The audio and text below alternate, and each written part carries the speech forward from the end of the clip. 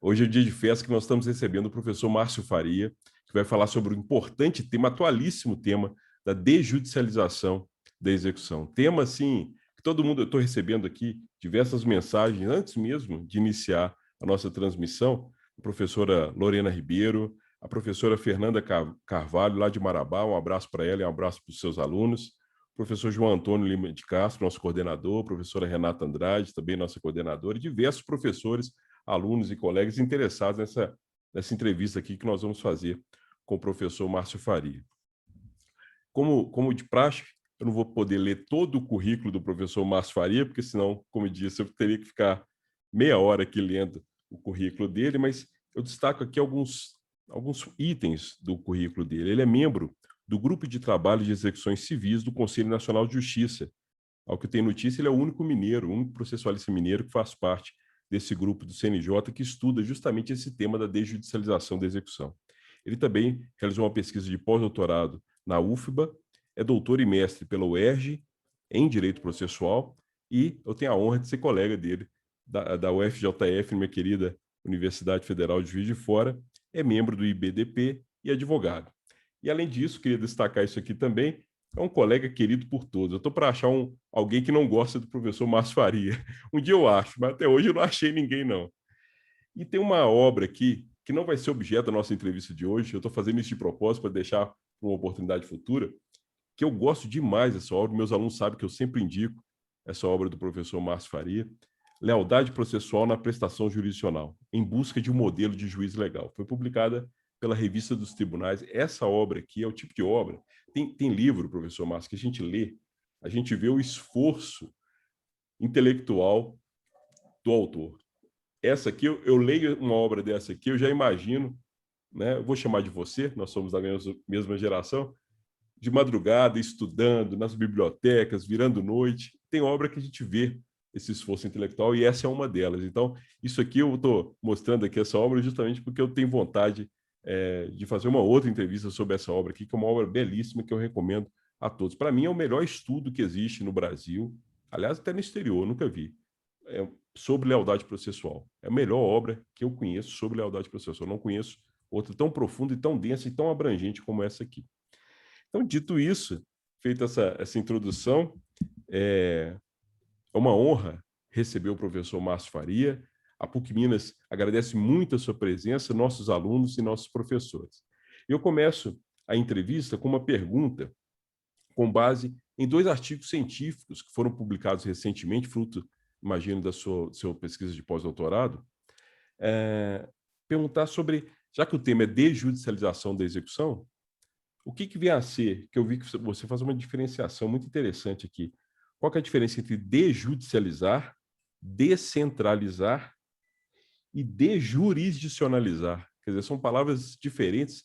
Eu queria, se pudesse, esclarecer essa diferença entre essas 3 palavras e esclarecer também, se possível, se isso é um neologismo, se é uma palavra nova que veio aí para o nosso vocabulário. Muito obrigado mais uma vez por sua presença, seja muito bem-vindo.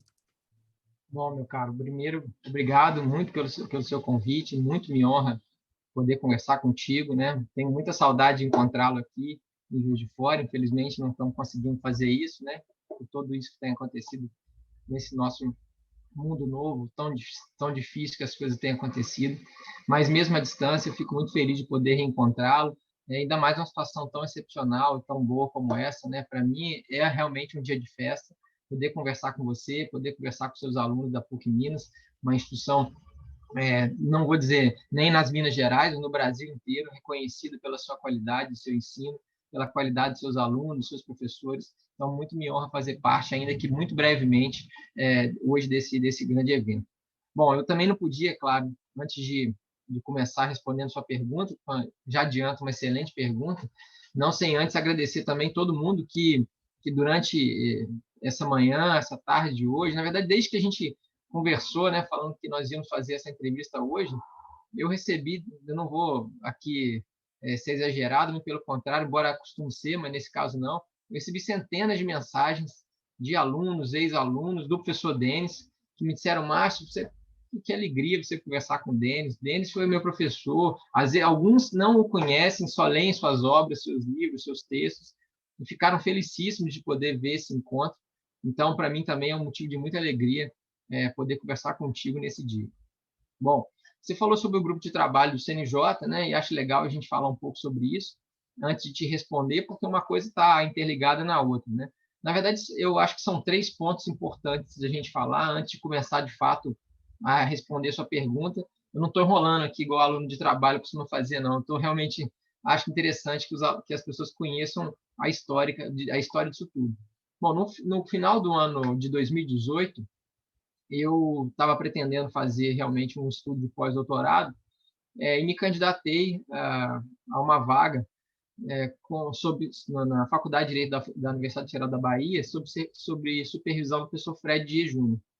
E havia uma única vaga, então, na verdade, a minha candidatura foi ousada e talvez até um pouco irresponsável, porque imaginei que nunca fosse conseguir ser aprovado, mas sabe-se lá por que razão, né, o meu projeto foi aprovado, o professor Fred Dias me aceitou, e aí, então, no ano de 2019 todo, né, eu passei fazendo estágio de pós-doutorado com ele lá na Bahia, lá em Salvador.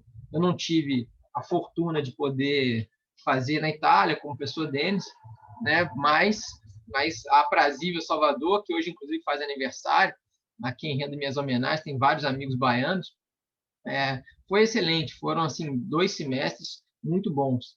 E, paralelamente a isso, eu participo de um grupo de estudos, de um grupo bastante reduzido, que é presidido pelo professor Leonardo Greco, que foi meu orientador, tanto no mestrado como no doutorado, e depois de muita insistência nossa, ele autorizou, né, que nós fizéssemos esse grupo, somos pouquíssimas pessoas, e lá nesse grupo de estudos, nós tivemos a ideia, na verdade o professor Greco, né, com o brilhantismo dele, teve a ideia de estudar a execução, que é certamente um dos principais problemas, se não o principal problema do processo mundial. E aí eu faço questão de dizer que isso não é um problema brasileiro. A execução é um entrave do processo mundial. É claro que, de acordo com cada país, eu vou falar um pouco mais disso daqui a pouco, cada país tem as suas particularidades, né? O problema da execução do Japão é um problema para eles. Para nós seria nada exatamente, né? O problema da execução na Suécia ou o problema da execução na Espanha são problemas realmente, mas claro que cada um tem a sua realidade. Mas a execução é um problema mundial. Então, o professor Greco nos incentivou a fazer um estudo de direito comparado, estudando obras de vários países. E a partir dessa ideia, quando eu estava realmente com a noção de tentar pleitear uma vaga lá com o professor Fred, eu juntei as duas coisas. Eu aproveitei esses estudos de direito comparado que eu estava fazendo, e aí então o meu projeto foi sobre a execução. E aí eu percebi nesses projetos, nesses estudos de direito comparado, eu percebi que a execução desjudicializada ou descentralizada ou extrajudicial, também é outro nome utilizado, é muito comum em vários países por fora do nosso Brasil. E aí, então, eu pensei, vou estudar isso aqui no Brasil para ver se isso funciona, como é que se dá, se já existe aqui no Brasil ou não, se isso é uma novidade. Foi a minha ideia. E aí, lá no meio de 2019, eu fui surpreendido com um projeto de lei, que é o projeto de lei 6204 de 2019, foi apresentado, salvo melhor juízo, já no finalzinho de 2019, e esse projeto foi apresentado exatamente com esse propósito, de desjudicializar a execução civil brasileira. E aí, naquele momento, eu já estava, inclusive, com as disciplinas todas cumpridas, né, os créditos lá da UFBA já cumpridos, estava, inclusive, escrevendo o meu relatório final de pós-doutorado, e eu, junto com o professor Fred Dias, a gente teve a ideia de parar o que estávamos fazendo para poder direcionar os esforços para estudar esse projeto de lei. Porque nos pareceu mais interessante por 2 motivos básicos. O primeiro, porque se tratava de um projeto que tinha acabado de sair, né, e normalmente as questões que surgem assim de forma mais inéditas, elas trazem ali o interesse. E segundo, mais concretamente, porque se de fato esse projeto for à frente, né, o estudo que nós desenvolvemos é um estudo que se pretende ser contributivo. Ao final do estudo, eu apresentei mais 50 propostas de melhoria que eu, a meu ver, obviamente, né, de melhoria do projeto de lei, que, em certa medida, têm sido acolhidas, têm se encontrado boa acolhida na doutrina, tem falado a respeito disso. A semana passada mesmo, houve um grande evento do IBDP, Instituto Brasileiro de Direito Processual, só com esse tema da desestilização, e a minha palestra foi exatamente proposta de melhoria do PL 6204. E aí, então, nós imaginávamos, lá no final de 2019, começo de 2020, que se de fato esse projeto fosse adiante, seria interessante tentar fazer ali uma contribuição da academia para o dia a dia prático, porque o professor Denis me conhece, vários alunos aqui também assistindo sabem também dessa minha preocupação. Eu acho que nós não podemos ficar, enquanto universidade, enquanto faculdades, enquanto centro de saber, presos no nosso mundo. É muito importante, claro, nós discutirmos, debatermos, mas é importante também que a gente leve para fora dos muros da universidade aquilo que a gente está estudando, aquilo que a gente está pesquisando. Né? E nós vivemos num momento bastante singular, né, em que nós estamos vendo a importância da ciência. A ciência, de fato, faz muita diferença na vida das pessoas. E o direito, de certa medida, também pode ser visto dessa forma. Então, a minha ideia junto com o professor Fred Gier, era fazer com que aquele estudo pudesse contribuir de alguma maneira, ainda que fossem totalmente rejeitadas essas sugestões, mas pelo menos eu queria fomentar o debate. E aí, por minha sorte, minha fortuna, esse trabalho final, esse relatório final, ele não só foi aprovado pelo colegiado da pós-graduação da UFBA, como ele também foi aprovado pela editora Revista Tribunais. Ele foi aprovado para ser publicado na Revista de Processo, aquela famosa revista rosinha, né? Aqui, acho que atrás de mim tem algumas, não sei se os colegas conseguem ver, né? E ela está saindo, o meu texto está saindo em 5 volumes, porque é um texto que relativamente ficou grande, ele tem mais de 100 páginas. Então, a professora Teresa Rudalvin, que é a coordenadora da revista, entendeu que seria interessante publicá-lo, mas de forma parcelada, de forma fatiada, talvez em homenagem ao julgamento parcial de mérito. Já foram publicados 2 artigos, né? Pois é, já saiu o primeiro, a primeira parte saiu no volume 313, agora de março, e o 314 já está disponível também, que é o de abril, também já está disponível. Hoje, por coincidência, eu recebi o retorno da editora a respeito da 4ª parte, que vai sair no volume 316, e aí, então, subsequente, vai sair a 317, né? E ao final, então, depois eu vou fazer a devida publicação, mas isso já está na plataforma da Revista Tribunais, já está lá no meu academia.edu, né? Os colegas quiserem conhecer essas 2 partes do texto, eles já estão disponíveis para que, eventualmente, alguém possa se aprofundar. E aí, então... Márcio, só me esclarece uma coisa. Essa PL 6.204, de 19, que foi o foco, né, da sua pesquisa, Sim. Ela não é uma novidade propriamente dita, né?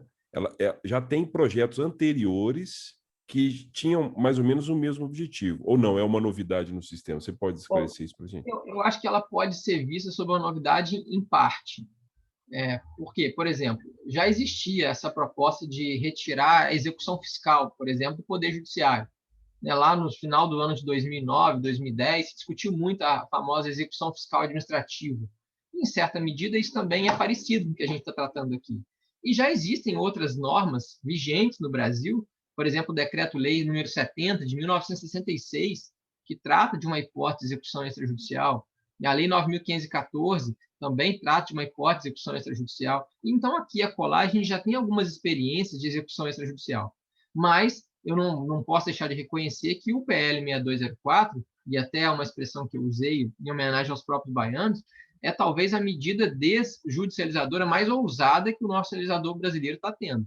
Se ele for para frente como está, ele vai provocar uma revolução, e eu arrisco dizer que é uma revolução, quiçá, maior do que a do próprio CPC de 2015, porque ele vai mudar com a estrutura, né, do nosso Poder Judiciário como um todo.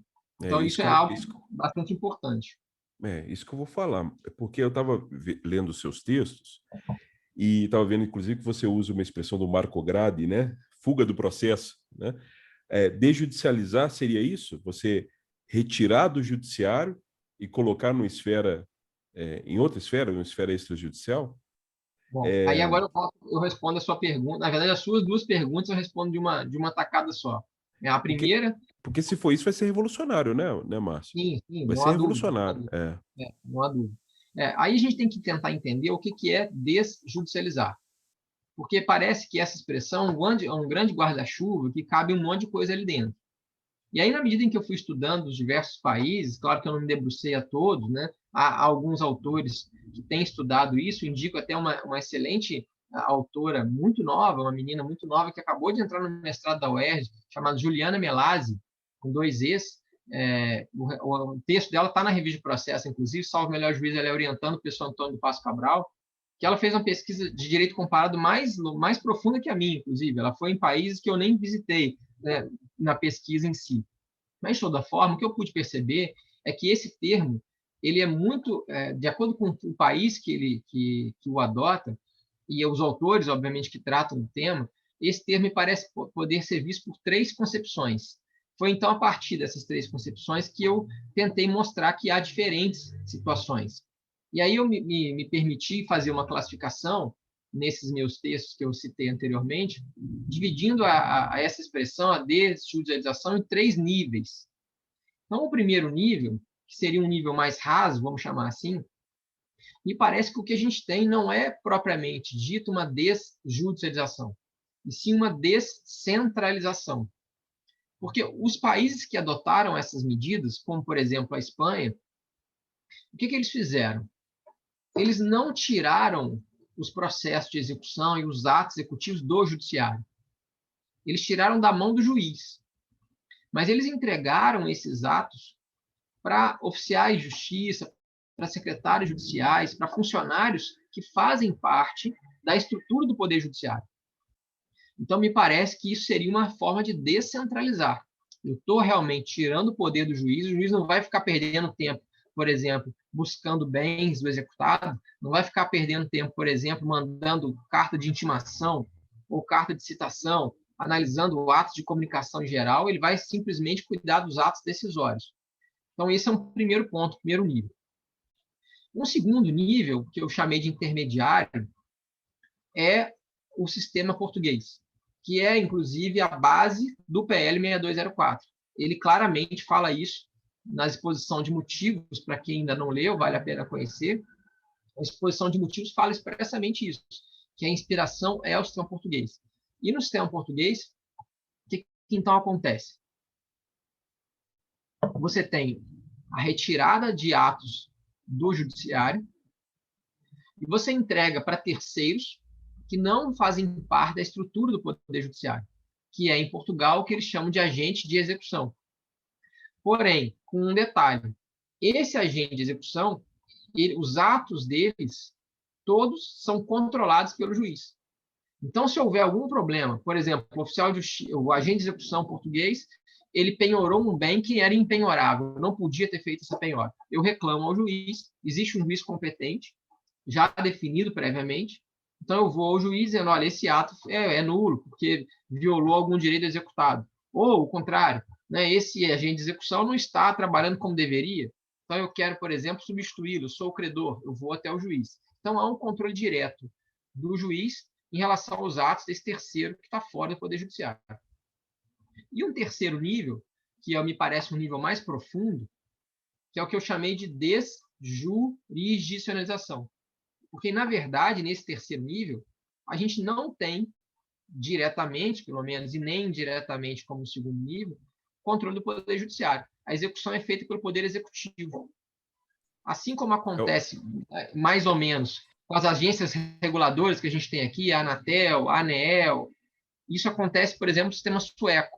Lá existe uma agência nacional de execução, e essa agência de execução é que cuida dos processos de execução, cuida das cobranças de dívida e as notícias que a gente tem. Eu não leio sueco, mas, é claro, li em inglês as referências ao sistema sueco. O professor Humberto Eduardo Júnior, inclusive, publicou recentemente também um texto sobre esse tema, falando também desse sistema. As referências que a gente tem são de que a execução lá funciona bem. Mas é claro que não dá para a gente comparar o sistema sueco com o sistema brasileiro, que são situações diferentes.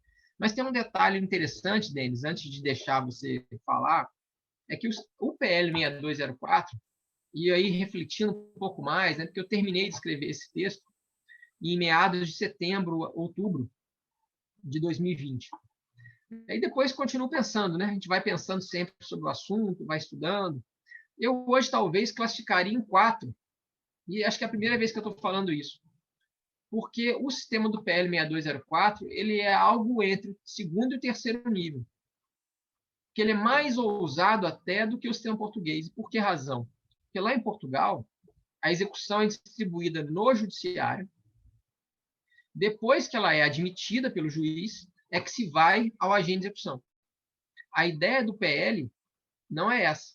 A ideia do PL é que você já vai direto para o agente de execução brasileiro.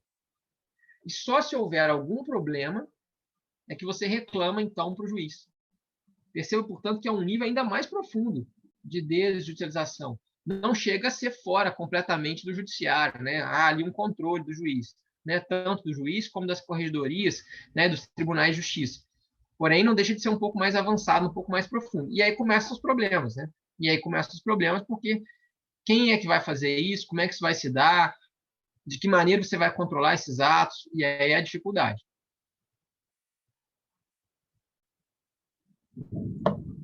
Entendi.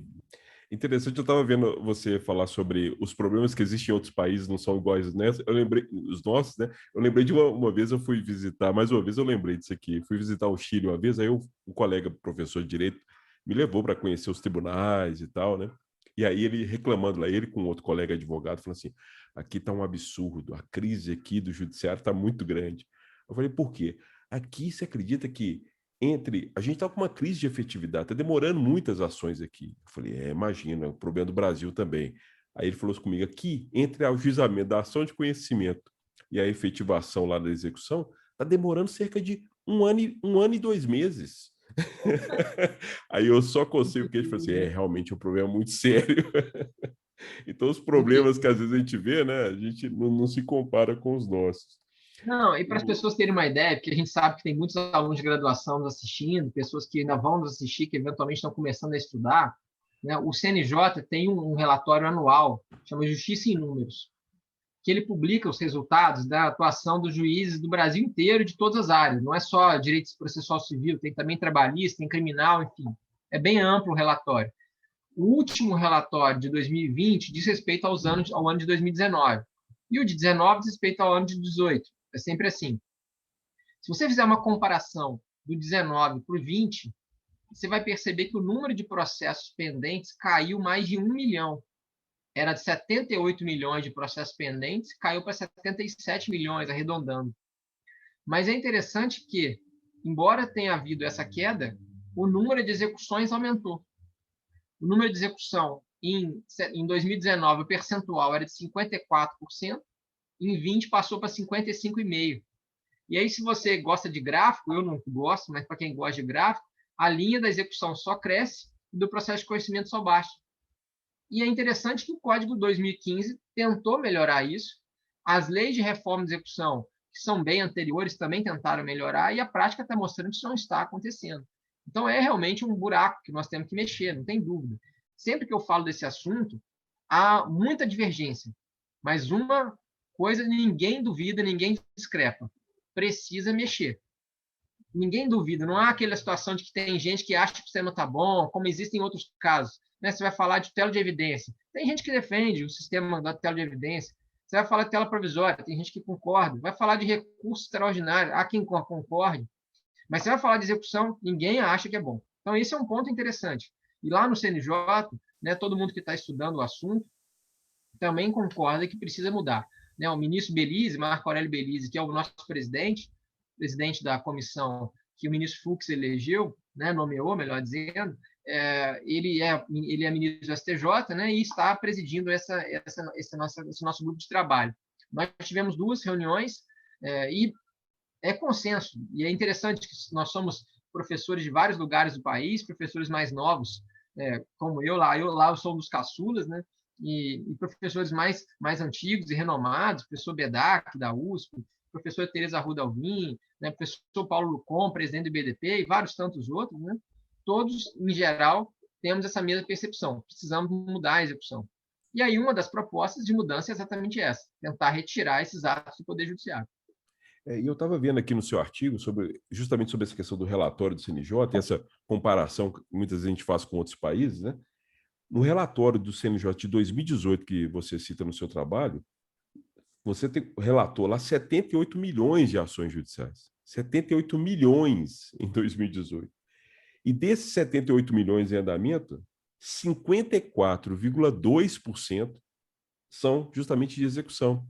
E pelo que eu vi também na sua publicação, a maioria, desses 54%, pelo menos foi o que eu entendi, 69% são de execuções lastreadas em títulos judiciais, e grande parte disso é relacionado à execução fiscal. Quer dizer, a execução fiscal, o Estado cobrando, né? Então, são A dados execução assim... fiscal pior, é a pior, é a campeã, disparada, é a pior de todas. A execução É o fiscal? índice, a execução fiscal.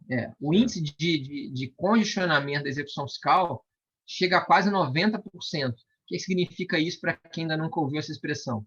Nós, no CNJ, né, há um estudo que é feito já há algum tempo que mostra a quantidade de processo que entrou e a quantidade de processo que saiu no final daquele ano. A execução fiscal, se você, por exemplo, tem 100 processos que entram e só 10 saem, que é o que acontece, na verdade até menos que 10, mas estou arredondando, isso significa que nós temos 90% de congestionamento. A cada ano o estoque aumenta porque só saem 10 ao final daquele ano. Né? Mas é importante dizer duas coisas a respeito disso. Primeiro esse projeto 6204, ele não trata da fazenda pública, em nenhum momento, ele nem como credora, nem como devedora.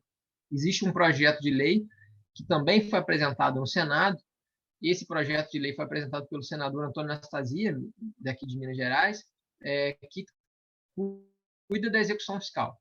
Então, não é nosso foco esse trabalho nosso. Tanto o pós-doc que eu fiz, como também o texto que eu publiquei, como também o trabalho no CNJ, não trata de execução fiscal, porque existe um grupo de trabalho específico para isso, tamanho é o problema da execução quando envolve fazenda pública. Eu vi um dado Segundo aqui ponto alarmante. que não dá para isso não vai ser resolvido com caneta. É. Isso a gente já tem uma ideia de que a execução fiscal, por melhor que seja o PL que venha por aí, que seja aprovado, a melhor legislação do mundo, ela não vai ser resolvida porque o problema não está dentro do processo. O problema da execução não está dentro do processo, a gente sabe disso. Não vai adiantar nada você ter uma legislação super avançada se o executado, por exemplo, não tiver bens. Se você tiver uma concessão de crédito medida como a gente tem hoje, né, se você não tiver ali forma de buscar patrimônio, nada vai funcionar. Isso vale também para a execução comum, mas é porque na fiscal isso fica mais evidente. Né? E você vai conversar com qualquer procurador do Estado, aí, da União, do município, de qualquer lugar do Brasil, você vai ver necessariamente as pessoas dizendo, olha, a execução é um fracasso, a execução fiscal é um fracasso. Né? Há um professor da UERJ, você deve conhecê-lo, o professor Humberto Dalla, que ele diz, se a execução fiscal fosse uma empresa, ela tinha quebrado em 6 meses, porque, perceba, é dinheiro público.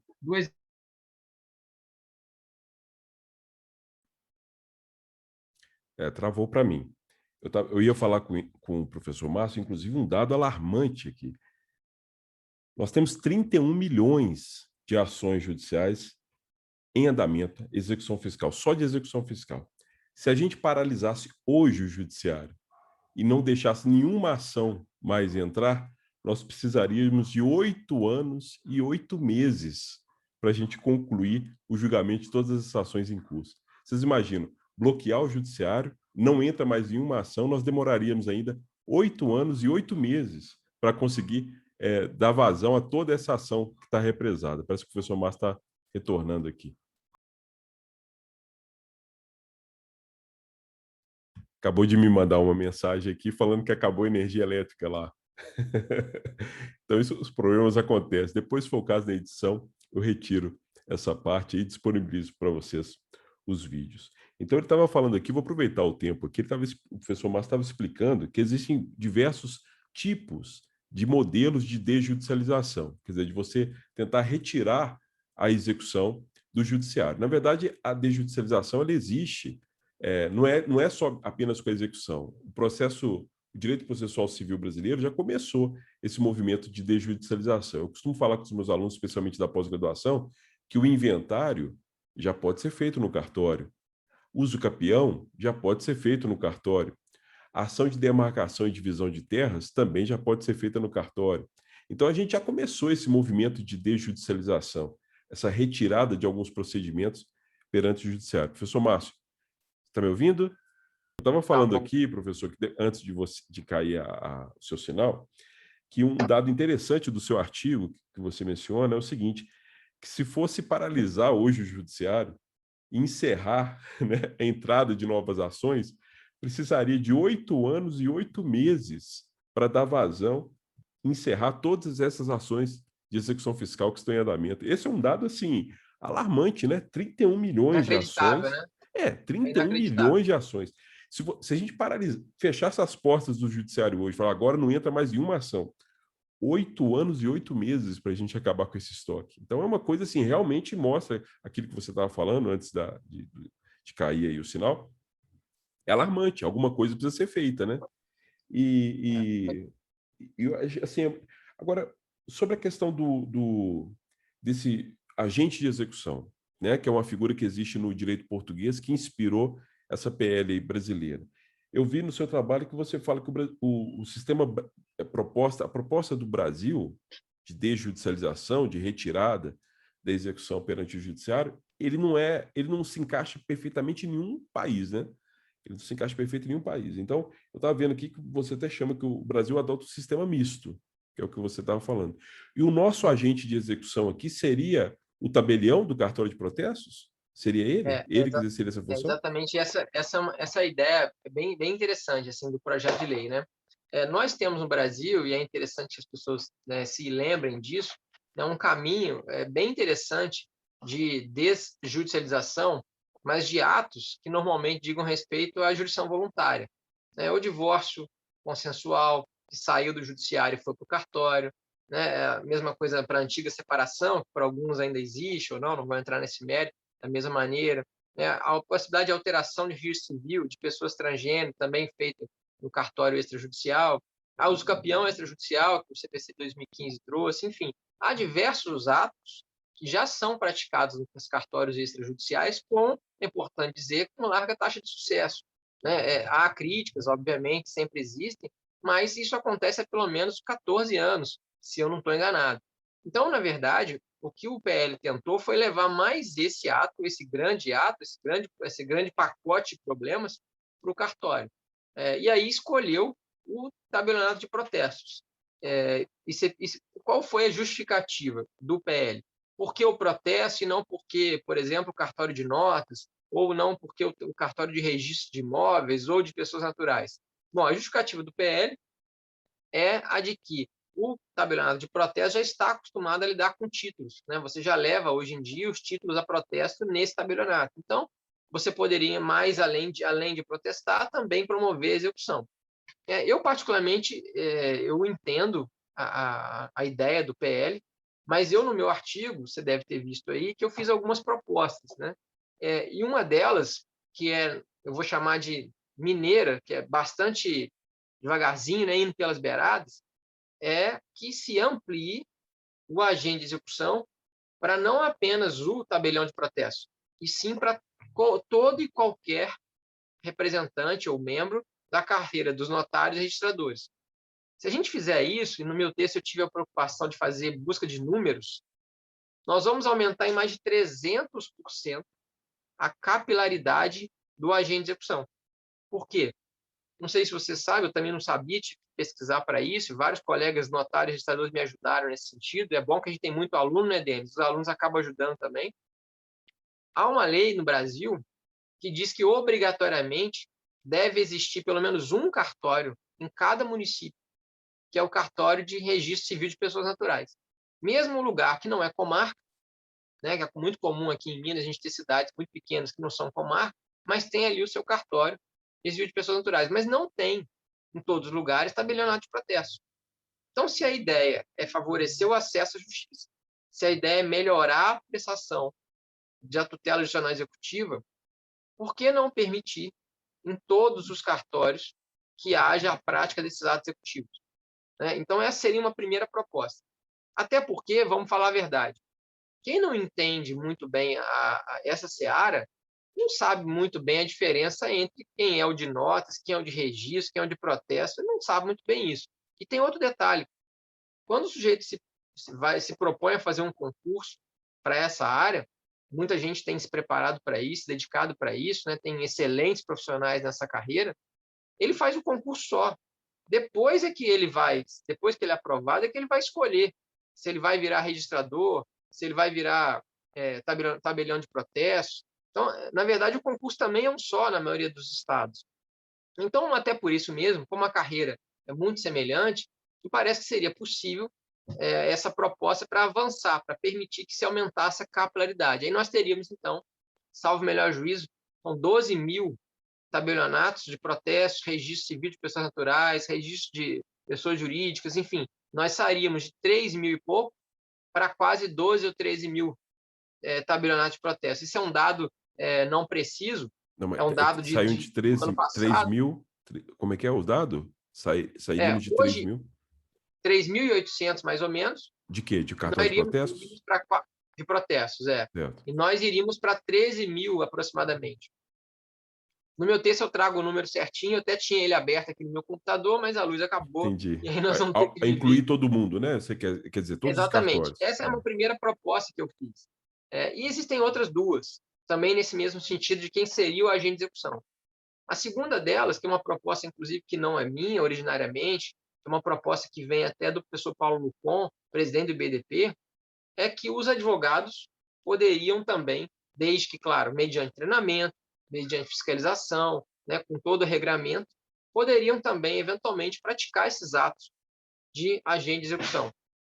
Por que razão? Por que esse motivo? Porque aí nós teríamos, então, uma capilaridade gigantesca. Se nós estamos falando de aumentar de 3 mil e pouco para 13 mil, nós iríamos para mais de 1 milhão de advogados que nós temos hoje. Claro que, obviamente, nem todos iriam trabalhar com isso, né? Muito longe disso, claro, mas nós teríamos a possibilidade muito maior de se encontrar bem os devedores. Porque nós sabemos, como eu estava dizendo antes da luz, um dos grandes problemas de execução é encontrar patrimônio executado. Né? Não é aquele executado que não tem patrimônio mesmo, porque esse vai continuar sem ter. Né? Esse não tem. Nós estamos falando daquele que tem e está escondendo o seu patrimônio, que é o que o professor Marcelo Abelha, professor da UFES, chama de devedor cafajeste. É aquele que você vê no Instagram viajando, né? Que você vê ele comprando carro, participando de eventos, mas na hora que você vai tentar fazer uma penhora online, por exemplo, você não encontra um centavo na conta dele. Você vai tentar fazer uma busca no Detran, ele não tem nenhum veículo no nome dele. Né? Você vai tentar no cartório de imóveis, não tem bens. E é esse, então, que a gente tem que buscar. E o advogado, eventualmente, poderia ter uma maior chance de sucesso nesse tipo de tarefa. Tem muitas críticas, é verdade, mas, enfim, seria uma segunda opção. E a terceira opção seria, na verdade, a semelhança do que aconteceu com a lei da mediação, a 13.140, criar uma categoria profissional nova, como fez realmente a categoria do mediador. Né? Demorou muito, inclusive, para o CNJ regulamentar, o CNJ trazer a tabela de cursos do mediador, mas todo mundo que estuda o assunto, né, você muito mais do que eu, inclusive, sabe que o mediador não pode ser o juiz, sabe que o mediador não pode ser o advogado da causa. Ele eventualmente vai ajudar ali, mas precisa alguém treinado, precisa alguém próprio para fazer esse tipo de ato. Então, por que não se pensar também na criação de uma categoria à parte, né? Da mesma maneira que se fez lá atrás com o mediador. Então, são ideias que eu fui lançando para pensar de melhoria, como eu disse anteriormente, do PL. Eu hoje, Denis, na atual situação que eu estou vendo, assim, aquela ideia do bom inimigo do ótimo, né? Eu estou mais tendente para a primeira proposta. Se tivesse que for uma prova de marcar X, tá? Decida agora como vai ser. Eu iria na primeira, no sentido de ampliar para os cartórios, para todos os cartórios, até porque, como eu disse anteriormente, é uma medida revolucionária. É uma questão estrutural muito grande. E se você muda demais e amplia demais, nós temos chance de problema. E isso não sou eu que estou dizendo. Os exemplos vêm. O sistema português, que eu citei anteriormente, ele foi modificado pela primeira vez em 2003. E eles lá perceberam que foram demais, foram além, que eles encontraram problemas na atuação da agente de execução, encontraram problemas de questões de competências, mais variados problemas. O que eles fizeram? Eles voltaram atrás. Eles deram um passo atrás em 2008 e depois em 2013 também. Então, a gente tem experiências estrangeiras que mostram que, eventualmente, você ir com sede ao pote demais, você quebra o pote. Então, acho que eu iria hoje nessa primeira opção. Mas, como eu disse, existem outras teorias a respeito. A opção de não restringir ao cartório de protesto e ampliar para o maior número. Sim. Eu acho uma boa É, proposta. Mesmo porque você vai é, ter capilaridade, né? Você vai ter capilaridade, você vai chegar em mais locais. E uma coisa também que você não falou, porque você é muito elegante e tal, você não vai falar nesse assunto, mas eu vou falar aqui. Que é o seguinte, existe uma briga também entre os tabeliães, assim, o pessoal do cartório, de querer saber qual que é o cartório mais rentável. essa é a realidade. Então, tipo assim, vamos colocar assim, o cartório de registro de imóveis ganha mais do que o cartório de protesto, que ganha mais do que o cartório de registro civil. Então, ao permitir essa capilaridade, você espalhar a possibilidade dos procedimentos executivos em um monte de cartório, essa briga, né, essa disputa que existe muitas vezes entre os cartórios acaba diminuindo, porque todo mundo vai ter a oportunidade de trabalhar e prestar o serviço, né? Isso é uma coisa que Sim, você nunca falaria. não, mas eu falo uma outra coisa. Isso eu não falo, mas eu falo que isso iria permitir a competitividade entre eles e, além disso, poderia permitir também a especialização. Eu posso, eventualmente, numa cidade grande igual Belo Horizonte, ter um agente de execução especializado em créditos, por exemplo, rurais, ou um outro que é especializado, por exemplo, em créditos bancários, um outro especializado em pequeno crédito, microcrédito, porque aí você ia criar nichos de mercado. E aí você, credor, que ia ter acesso a esses dados, ia falar, bom, qual que é o meu interesse? O que eu quero? Aí eu vou ter um ranking. Olha, quais são os melhores em execução do estado, do município? Eu vou levar para aqueles casos. Há quem entenda que isso não seria razoável, deveria se pensar em livre distribuição. E aí distribuiria e cairia para evitar problemas de imparcialidade. Mas eu defendo particularmente que não. Eu acho que daria para fazer isso e controlar a imparcialidade de outra maneira. Até sugiro aos colegas que estão aqui me ouvindo pela primeira vez, lá no meu canal do YouTube, o Denis tem me ajudado, né? Tem uma palestra que eu mencionei há pouco sobre o agente de execução, que eu dei o ano passado, naquele grande congresso da OAB, aquele histórico congresso da OAB de Minas, tinha mais de 10 mil inscritos, e eu falei exatamente sobre a imparcialidade do agente de execução. Então, convido os colegas a conhecer essa palestra que está lá, e aí realmente um tema específico sobre essa perspectiva. O Agora, é o que canal é você disse, excelente. vai ser muito melhor se isso acontecer, não tem dúvida. É. Eu recomendo também o canal do professor Márcio Faria. Muito bom, muitas entrevistas excelentes, eu sempre aprendo muito lá. Sobre a questão uma coisa que eu fiquei em dúvida, que eu queria perguntar para você, que é essa questão do controle judicial, essa proposta do controle judicial. Porque eu vi nessa diferenciação que você colocou no início da entrevista de desjudicializar, descentralizar e o sistema sueco, né? Que ele é extrajudicial por excelência. Eu até achei engraçado quando você falou assim, que isso lá funciona, mas acho que lá tudo funciona. Não é só Lá isso. tudo funciona, lá tudo funciona. Mas o que eu queria saber é o seguinte, como é que vai se dar esse controle judicial dos atos do tabelião? Essa é uma pergunta, quer dizer, o judiciário vai ter um papel aí? E dentro dessa pergunta também, eu pensei em fazer para você a seguinte pergunta, olha, como é que vai funcionar essa questão dos atos coercitivos? Porque a execução, que ela é conhecida como execução forçada, né, a gente usa essa expressão até hoje, ela é caracterizada por ser coercitiva, né? Ela vai contra a vontade do devedor, o devedor não quer entregar o bem, você vai lá e faz a busca e apreensão, não quer vender, você vai lá, avalia e vende o bem da mesma forma, né? Então, esses atos coercitivos, eles serão praticados pelo agente lá da execução, o tabelião, ou quem quer que seja? Como é que vai ser isso? Ou nesse momento a gente vai ter que paralisar o procedimento cartorário e buscar o auxílio do judiciário, por exemplo, a requisitar uma força policial, coisa do tipo. Bom, essa é uma das grandes críticas e um dos grandes problemas, um grandes nós que a gente tem no procedimento. Pelo PL, aí eu vou falar primeiro o que está lá e depois eu vou falar algumas ideias que a gente está tendo a respeito disso.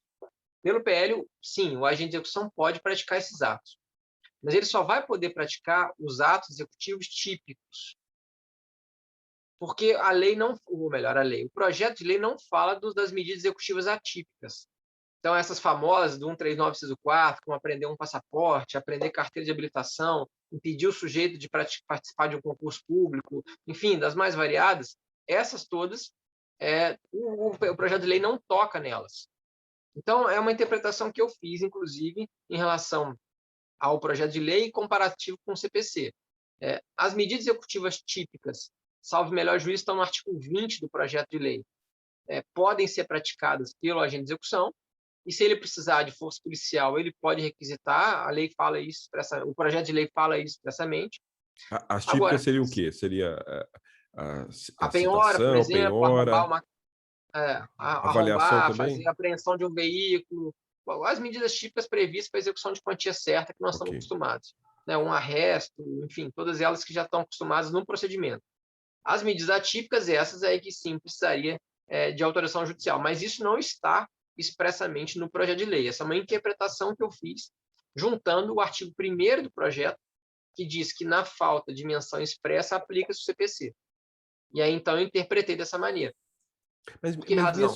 Porque não me parece que seja razoável dar tanto poder assim para o agente de execução, dele aplicar medidas atípicas. Desculpa, houve uma falha no seu Não, áudio, você claro. pode repetir? Vamos lá. Deu um raio gigantesco aqui. O que o PL faz? O PL diz, salvo melhor juízo, é o artigo 20, o pessoal pode conferir aí, do 6204 de 2019, que diz que é possível que o agente de execução pratique esses atos executivos. Então, ele pode adentrar a casa do executado, claro que ele vai estar autorizado, né, pelo mandado, ele pode invadir a casa do executado, ele pode fazer uma penhora de bens, pode fazer uma penhora online, ele vai ter acesso aos dados. O CNJ vai fazer, pelo projeto de lei, uma base de dados mínima obrigatória. Então, ali vai ter os dados, por exemplo, de imóveis, veículos, todos os bens registráveis, em geral, vão estar ali presentes. Então, ele vai ter acesso a esses dados. Ele pode terminar um bloqueio, como acontece hoje com o artigo 854, a penhora online, ele, em tese, poderia fazer. Mas, se ele precisar de força policial, ele tem que requisitar o juiz, e o juiz, então, defere a força policial para ele poder fazer um arrombamento, eventualmente praticar o ato de força, propriamente dito mesmo, aquela execução antiga, de ir lá tomar o bem do executado ou tirar o executado à força de um imóvel, né, se for uma hipótese de desapossamento. Então, esse é um primeiro ponto.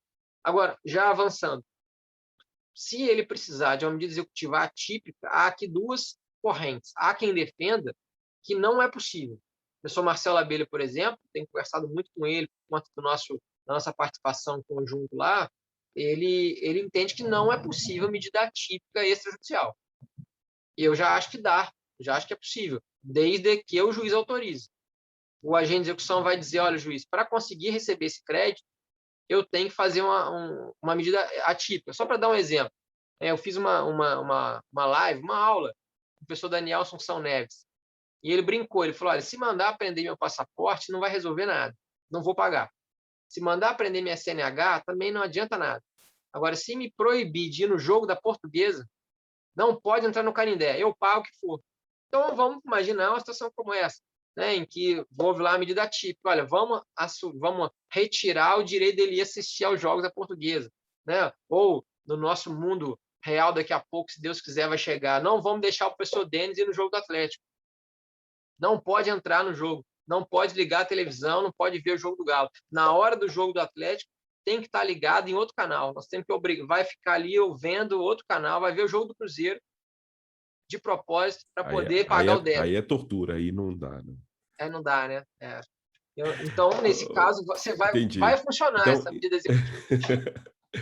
Então, você defende a tese, então, que do jeito que estão as coisas aí, o caminhamento desse projeto, seria possível essas medidas atípicas mesmo no caso dessa desjudicialização. Se houvesse essa autorização judicial expressa. Entendi. Então, teria que praticamente paralisar o andamento do procedimento cartorário e requisitar essa autorização judicial. É mais ou menos como funciona na arbitragem, né? A arbitragem é assim, dependendo do ato coercitivo, você tem que paralisar e pedir autorização judicial.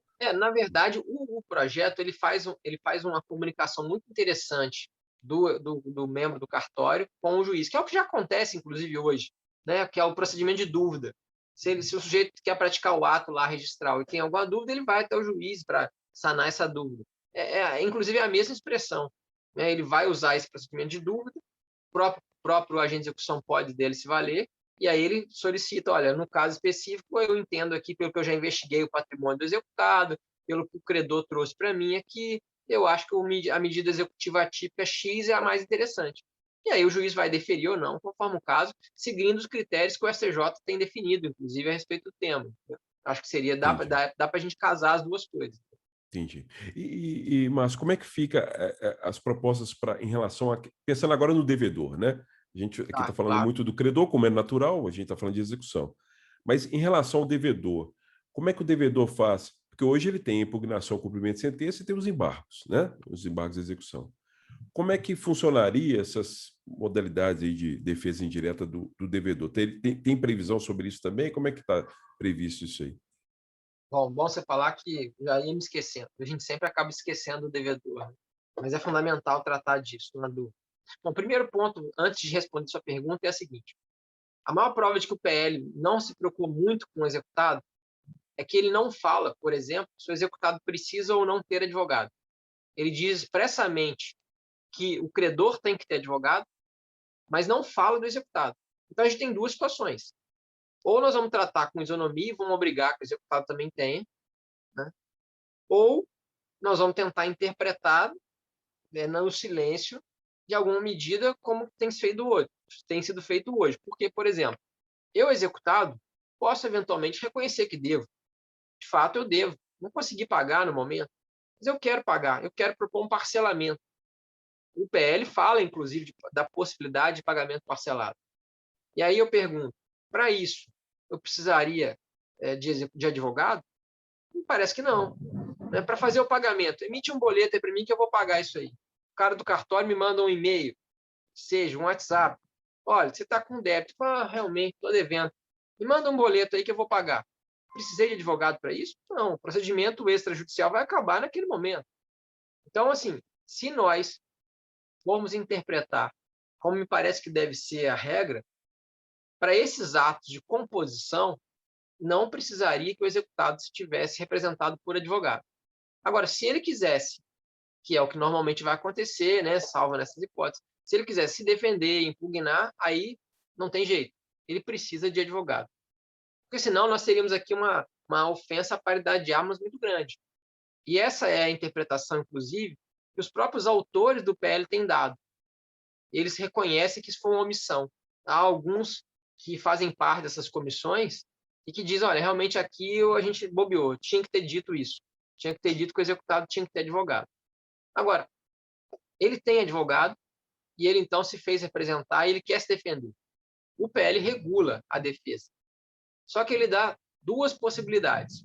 A primeira é, eu posso requerer diretamente ao agente de execução que ele se retrate. Em várias passagens isso é possível. Por exemplo, eu entrei pedindo o deferimento da assistência gratuita. E o tabelião lá, o agente de execução, entendeu que não era o caso.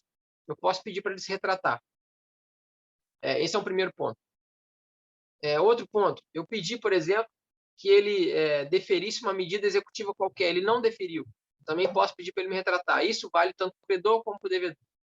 Mas, especificamente, o executado que a gente está tratando, se eu quiser me defender, aí eu vou me valer da defesa comum, típica dos embargos. Só que, e aí vem o detalhe, esses embargos, eles não vão ser decididos pelo agente de execução. Os atos decisórios continuam sendo do juiz, porque se não fosse, nós teríamos uma ofensa à Constituição. Os atos decisórios não podem ser delegados, né, ao agente de execução ou qualquer outro que o valha em relação a esse ponto. Então, nós teríamos aqui uma dificuldade. E isso é diferente da arbitragem, porque na arbitragem nós estamos falando de tutela cognitiva. E aqui não. Aqui nós estamos falando de tutela executiva, né? Por exemplo, se aquele bem poderia ou não poderia ser penhorado, embora, claro, haja cognição na execução, não há dúvida disso. E para quem está estudando o tema, sugiro aí ao professor Heitor Sica, que é a tese dele de livre-docência, salvo melhor juízo, que ele trata disso.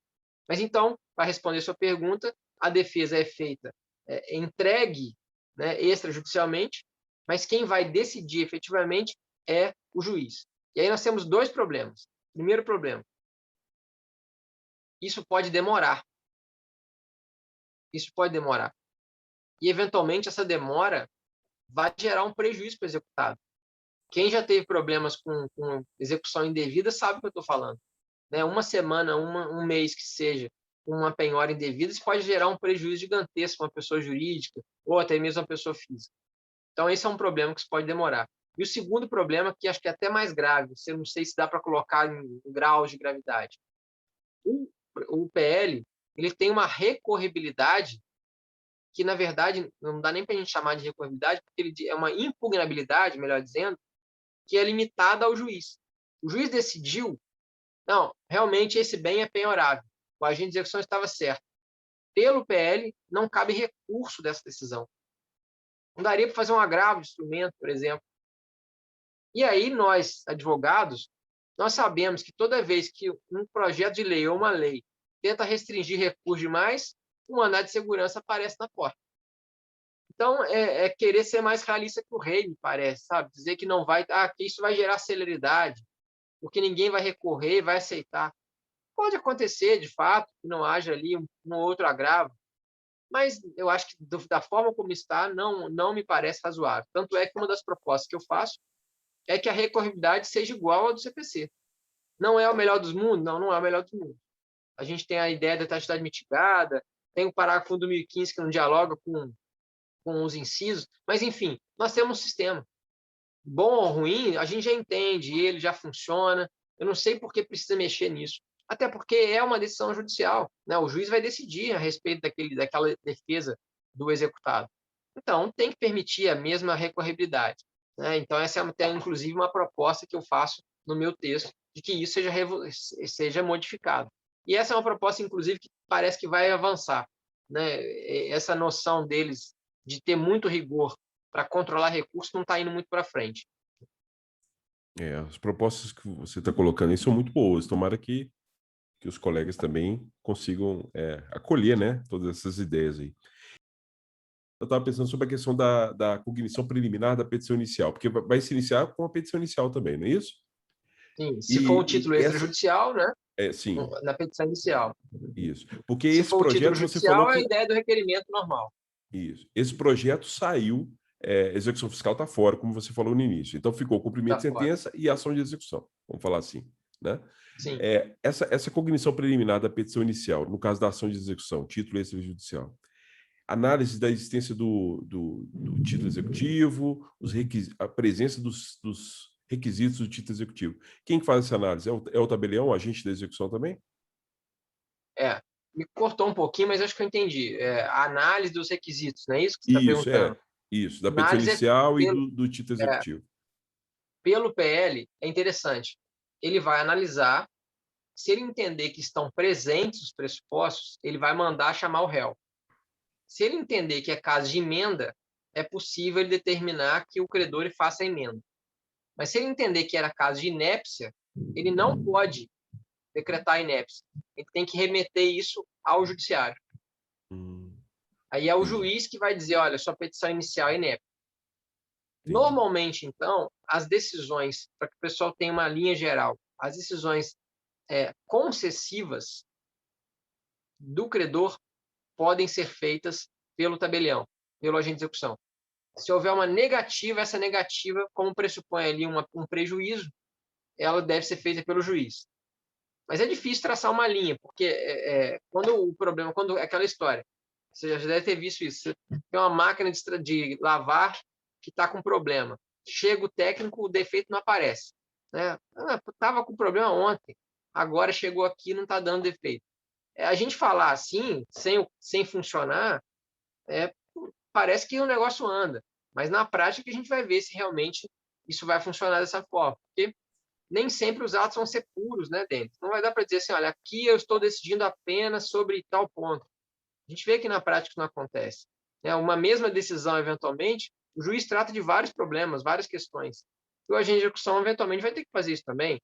Ele vai ter que receber a petição inicial, por exemplo, vai ter que analisar os requisitos da petição inicial, vai ter que deferir a ciência gratuita, vai ter que deferir, eventualmente, se é caso ou não de protestar, porque o PL fala que tem que protestar, vai ter que verificar, por exemplo, se há mais de um réu ou não tem. Enfim, há muitas questões ali, e aí isso pode trazer problema na prática. Né? E prescrição? Prescrição, será que... Muito bem. Prescrição, terá que tem que remeter... Por coincidência, ou não, hoje, inclusive, eu falei disso com o professor José Miguel Garcia Medina, um professor do Paraná muito conhecido, né? muito famoso, um grande professor, em que ele me mandou uma mensagem exatamente com essa dúvida. Ele falou, olha, Márcio, será que esse artigo que fala da prescrição, ele de fato é constitucional? O artigo 17, salvo engano, do PL, ele diz que se o agente de execução perceber que o crédito está prescrito, ele já pode extinguir a execução ali. Né? Não precisa ir ao juiz para extinguir a execução. Eu, particularmente, entendo que isso não é possível, por dois motivos. Primeiro, se a ideia é que o ato decisório fique com o juiz, decidir se está ou não está prescrito, embora eventualmente às vezes seja algo simples, que até o computador está fazendo, né, contando prazo e tal, não me parece que isso seja passível de ser levado de forma extrajudicial. E segundo, efetivamente, essa decisão de prescrição ela gera outras consequências que não apenas o processo extrajudicial. Porque aquele crédito, você pode ter executado um devedor só, mas há ali os devedores solidários, só para dar um exemplo, ou você está cobrando uma questão que envolve ali um título judicial, que tem uma dívida judicial, mas tem também um processo administrativo tramitando, né? Essa prescrição vai fulminar o processo administrativo ou não? Enfim, há ali uma miríade de situações. Me parece que é possível, para tentar salvar a constitucionalidade desse dispositivo, dizer o seguinte: olha, o agente de execução só vai poder extinguir o processo, eu nem chamo de sentença, vai poder encerrar o procedimento, se dizer, olha, pagou o débito, pagou, não tem nada, está todo mundo de acordo, pagou parcelado à vista, ou pagou depois de uma busca e apreensão, sei lá, enfim, pagou, resolvido, não tem questionamento, ele vai lá e encerra o procedimento. Salvo nesse caso, prescrição, decadência ou qualquer outro tipo de discussões, isso tem que ser feito pelo juiz. Porque aí sim é um ato de reserva do juiz. É uma expressão que não é minha, mas é uma expressão da professora Paula Costa Silva, em que ela diz exatamente isso. Em alguns casos são atos reservados ao juiz. Me parece que esse é um ato de reserva do juiz. E aí, então o juiz iria decidir se está prescrito ou não. Ainda que, eventualmente, o agente de execução fizesse uma minuta, como acontece com o juiz leigo, diz, olha, para mim parece que está prescrito, mas excelência, e aí? Está ou não está? E ele iria verificar essa hipótese. Mas não é essa a redação do projeto de lei. O projeto de lei, repito, dá ao agente de execução esse poder de dizer que está prescrito. Eu acho que aí ele avançou muito. Não deveria ser o caso. Mas, enfim, eu entendo por quê. E qual é a razão? A razão é, se isso acontecer, não sei se percebeu você, Denis, se isso acontecer, esse processo extrajudicial nem entrou no judiciário. Ele entrou extrajudicial, o credor não achou bens, por exemplo, ele ficou suspenso, depois ele prescreveu e ele foi extinto. Tudo extrajudicial. Ele sequer passou na mesa do juiz, pela ideia do PL. E é uma ideia, eventualmente, pode ser simpática para o Poder Judiciário, porque não quer realmente que aquelas execuções fiquem ali atulhando, né, os escaninhos, ainda que virtuais, deles. Mas eu acho que é demais. Eu acho que é um passo adiante demais. Não sei se é porque eu sou mineiro, né, como Entendi. você, e a gente gosta de devagar, né? Mas, enfim. Entendi. Eu tenho só mais duas. Impressionante como é que o tempo passa rápido. Já são 9h15, já passou mais de 1 hora de conversa. Quando a conversa é boa, né? Flui rápido e bem, é muito bom. Bom, tudo bom. Deixa eu só. A questão da justiça gratuita, eu não sei se você falou, você tocou rapidamente sobre isso. Não sei se a conexão está instável, eu não sei se está me ouvindo. Tá. Estou te Tem ouvindo, mas está previsão? cortando, mas dá para entender. Tá. Por exemplo, no caso do credor ser uma pessoa hipossuficiente, ela pode iniciar esse procedimento cartório? Existe possibilidade de justiça gratuita? E outra pergunta para a gente caminhar aqui para uma conclusão, é a questão da citação por edital. Se você não souber onde o devedor está, pode ser feita a citação por edital via cartorária também? Bom, então aqui vamos lá de novo. Eu vou falar o que está no PL e depois eu falo o que eu acho. Tá? Vou começar pela segunda. A lei diz que não poderia haver, a citação por edital, o projeto, né, não a lei. A citação por edital, mas não vai se nomear um curador, como diz o CPC. O que, mais uma vez, me parece ser injustificável. Porque nomear o curador significaria trazer, eventualmente, a Defensoria Pública ou um dativo para cuidar do processo, iria fazer com que o processo demorasse mais. Ok, mas processo democrático pressupõe demora. Processo democrático pressupõe respeito às garantias. E ser democrático pressupõe ouvir o outro. Então, me parece que não dá para a gente tratar dessa maneira que o tratou passando. Né? Não dá para dizer que, porque o executado poderia ter vindo, não veio. Tá, mas você ficou lá um tempo morando fora. Eventualmente chegou aqui uma citação na sua casa, o seu porteiro falou, não está aqui. Só precisa voltar ali 3 vezes, 4 vezes, 10 vezes, não vai te encontrar. E aí, por causa disso, então, você é citado por edital e aí não tem direito a ter alguém para te defender ali em alguma situação. Então, esse é um problema. Então, é possível a citação por edital, mas essa dificuldade do PL precisa ser resolvida, em meu juízo. E o segundo ponto, da assistência gratuita, na verdade, é uma grande questão, porque o CPC, no artigo 98, nós sabemos, ele ampliou a assistência gratuita, na verdade, como assistência jurídica.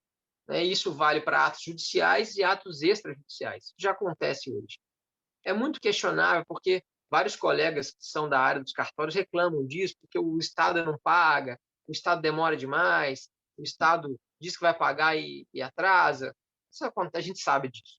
Né? E em alguns estados é mais grave o problema, mas o hipocente não pode sofrer por conta disso. Então, tem que ser praticado o ato, e aí depois o cartório que se resolva lá com o Estado. Então, o PL fala de assistência gratuita, mas ele tem aqui dois problemas. O primeiro, o que ele faz? Ele, na verdade, ele posterga o pagamento das custas. Então, eu sou um credor hipossuficiente. Eu não tenho condição de pagar as custas. Então, ele vai jogar para frente, e lá na frente, na hora que o executado vier a pagar, ele vai pagar o valor do crédito e vai pagar também os emolumentos, as custas e todos os acessórios. Mas perceba, não foi propriamente dito uma assistência gratuita. Por quê? Porque ele, no final, teve que pagar isso. E isso pode ser um problema para quem deseja fazer um acordo, eventualmente. Porque pode ser que esse valor das custas, dos emolumentos, seja o diferencial para o sujeito aceitar ou não aceitar o acordo. E aqui um detalhe muito interessante. Diz o projeto de lei que, obviamente, claro, por se tratar de bens disponíveis, que o executado, o exequente pode abrir mão de parte do seu crédito para poder resolver o problema. Não tem dúvida disso. Vamos dar um exemplo bem simples. Eu não sou bom de conta, mas para ficar bem simples. Imagine que é uma execução de R$ 10.000, e aí o credor vem, o devedor vem e fala, olha, eu posso pagar 5. O credor fala, tá bom, já está demais, demorou demais, eu aceito. Eu dou desconto de 50%. Mas o PL diz que esse desconto não vale para os emolumentos, para as custas cartorárias. Então, não me parece razoável, porque nós estamos querendo tutelar quem? É o jurisdicionado ou é o agente de execução? Ah, Márcio, mas o ato foi praticado, tá bom, mas a gente tem que ter um jeito de ir ali também ter uma proporcionalidade. Olha, esse processo acabou rápido, então vamos dar um desconto progressivo aí, alguma coisa para permitir o acordo.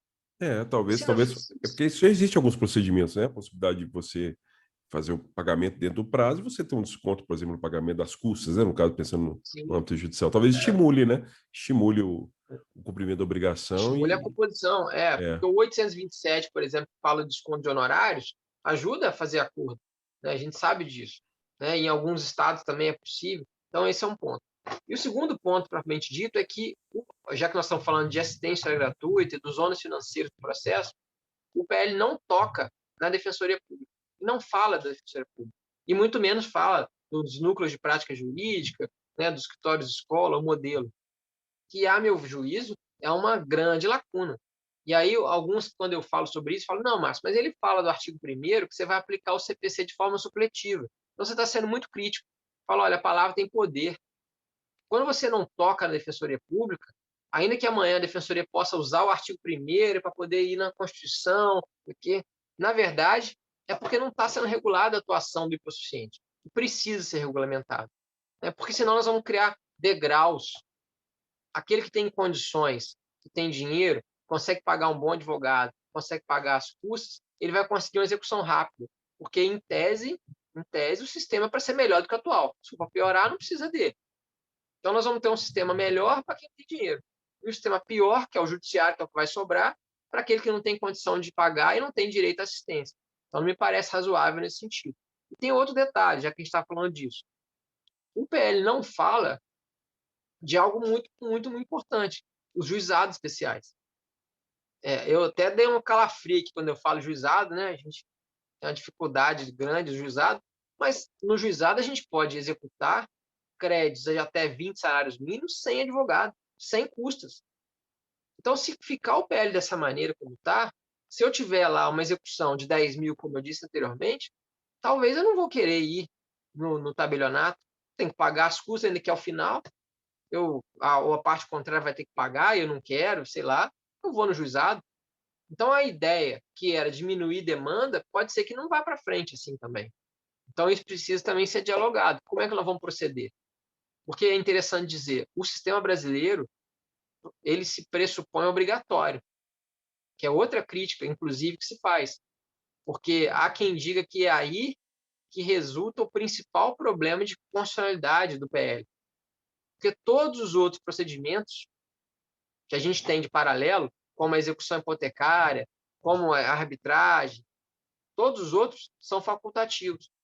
Se a gente pegar aquele acórdão famoso do Supremo, em que ele decretou, que o Supremo reconheceu que a 9.307 de 96 é constitucional, talvez o principal argumento que defendeu o Supremo na época para dizer que a lei de arbitragem era constitucional foi a sua facultatividade. E aí eu não sei se amanhã o Supremo, vendo uma situação como essa, de obrigatoriedade, não vai dizer, não, a execução extrajudicial ela é inconstitucional porque é obrigatória. Então, há que se pensar nisso também. Há quem defenda, o professor Heitor Si, que eu já citei aqui, defenda que tem que ser facultativo. Eu escolho, olha, quero levar ao cartório, ok, quero manter na justiça, bonitinho, com o oficial de justiça, demora, mas eu gosto do juiz, eu gosto aqui, eu gosto do meu juizado aqui, daquele jeito que é o juizado, enfim, é uma situação. Isso tem que ser visto também. Né? Eu não estou dizendo que é melhor ou pior, estou levantando o Entendi, problema, entende? entendi. Bom, olha, aí eu vou dar minha opinião subjetiva, ninguém tem nenhuma obrigação de aderir a ela. O que me parece é que eu estou mais próximo das suas propostas do que provavelmente da PL. É o que me parece. Tomara que os nossos legisladores também te ouçam com atenção, porque as suas propostas, eu penso que elas garantem mais o devido processo legal, essas garantias, inclusive, para o executado.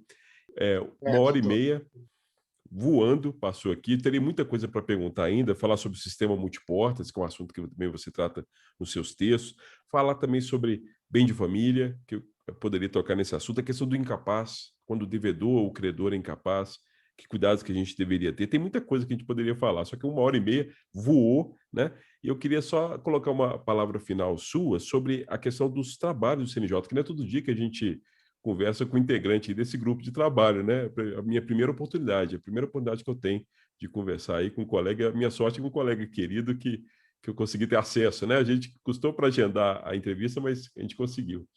É saber o seguinte, qual que é a ideia mesmo do grupo de trabalho que você mencionou no início? É fazer essa análise de todos esses projetos que estão em andamento, né? Dentre eles o PL 6.204, né? 6.204. Fazer essa análise, fazer um estudo mais profundo, como vocês estão fazendo. A nossa sorte é que temos colegas muito competentes nessa comissão, eu vi a lista lá, né, dentre eles você. Então, assim, é uma garantia de que a gente vai ter proposta boa. E depois fazer proposta para o Legislativo, é isso? De alteração? É essa a ideia?